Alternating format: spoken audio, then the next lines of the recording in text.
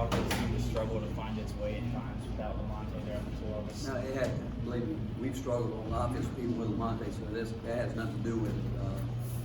It has to do with, I think that you start the game out where you miss wide open layups, 3 of them.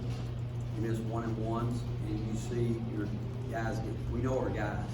And when you see it in their face, they're getting tentative, and then they get hesitant, and then they don't worry. Even when we have some pretty good looks at it, and they don't go down, which that's part of the game. But the ones that hurt are when you have great execution, get a pass to the rim and you don't finish it there, you get fouled. You know, the 1-and-1s hurt. But let's give Wisconsin a lot of credit. I thought they were terrific. They could have beat a bunch of people today. They played great. I thought defensively we were trying to grind it with them, and they run good offense. But our offense can't.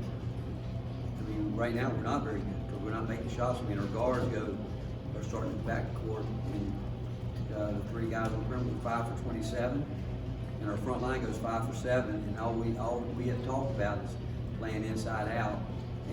But with that said, you know, I think Wisconsin did a good job pushing hard, playing good hard post defense where we were just trying to force it in there as opposed to continue to move within the offense and see what would happen. And then you see somebody that thinks they got to go do something, and they end up embarrassing themselves by throwing the ball here, throwing it there, all over the place. It gets back to, I realize that we've got a bunch of guys that are older that are playing different roles, and some of the younger guys are going through this for the first time, and all this is new for them.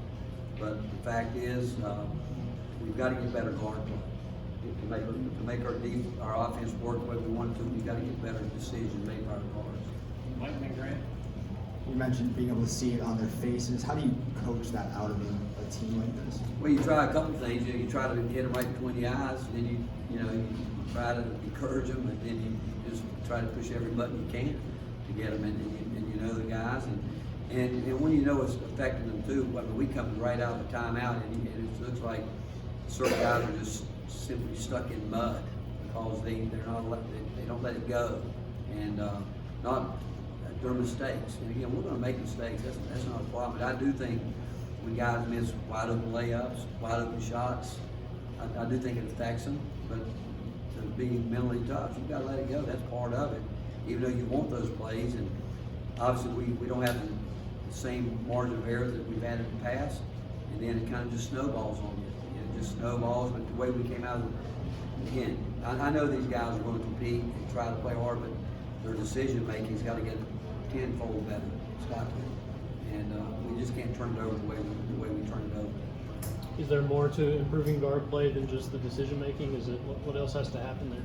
Well, I think we got some guys. I mean, you got to admire Ticket. I mean, he comes out and he's going to play. We need that from Jordan Bowden. I mean, what did he go today? I mean, he was what was it? I can't read it right here, but 7 points. yeah. But what was he from? 2 for 12. That's a high number, and whether he's pressing or what, but we need we need to drive the ball. Son Josiah's got to get more of a scoring mentality when he's open to shoot the ball as opposed to driving in and throwing a pass and putting the guy in a tough situation. Josiah has the ability to go in and dunk the ball with guys, and he's got to create that mindset. So to answer your question, yeah, I still think we've got to continue to coach guys to help them learn. These guys are freshmen, some of them, and they're going to learn. I mean, that's part of the process. But we need each other. That's what we need as a team. But we need to take care of the basketball and understand the importance of taking care of the ball.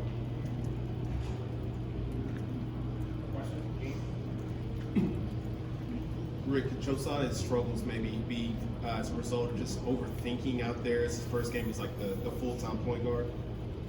Is he what? Could his struggles today be a result of just overthinking in his first game as a full-time Well, point guard? I think any freshman that struggles is understanding it's a totally different game than they've ever played. I think that's a big part of being a freshman in college, and especially when you're playing with as many freshmen as you're playing with at times. But now, when you think about it, he tried to throw a 55-foot pass at the rim, hit the rim, and I mean, I haven't seen that since he's been here, I haven't seen Jordan Bowden drive down the floor and throw the ball out of bounds. But again, that's guys that are doing things out of character. Then you got to ask the question, do they care? I know they care. it goes back to they've got to understand where you are in the game and the importance of staying together as a team. And I think his struggles are when he gets away from the team concept. And he's not doing it on purpose, I'm telling you. It's just that it's a whole lot different than he's ever faced before. And but what he was thinking on that pass, I can't tell you. What Jordan Bell was thinking on that pass, I can't tell you. I can't tell you what Lamonte is thinking when he drives and tries to throw his body into a guy that weighs 100 pounds more than him. I don't, other than, guys are trying to do things right at that point in time that they shouldn't be doing. Coach, you scored 47 2 weeks ago, 48 today. How concerned are you with it? Well, I'm concerned. I'm concerned. I mean, again, but you know what? We're a better team than what we were from the free throw line. 10 for 19. And I'm telling you, those free throws early in the game are huge. Those are huge because, again, you got a guy on the line that normally shoots the ball pretty well. And then he came back, he hit a three, then the next one he shot, he wasn't even close. We know him, and it's like he guided it. But that's where we settle as opposed to really understanding how to work the game of basketball. And it goes, again, I don't have a problem with us shooting threes, but I have a problem that we don't understand how they're supposed to come. And but again, I do realize that Eve, Bulky, Bowden are in roles they've never been in, and they're going to have to learn to deal with it. And it is what it is. And I have confidence in all of them because I've been around them, and I expect us to learn from this. But again, I don't think we can underestimate how well Wisconsin played. They played really well. They played really good basketball.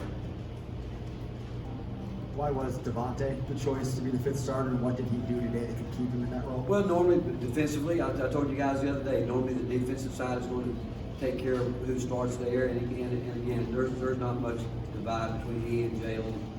Again, we'd like to see Drew Pember be able to help us some. But he's going to have to get more physical. He's going to have to guard better. As I'd say the same thing about Jalen and T. They're all learning. I mean, Jalen should be further along on that part of it.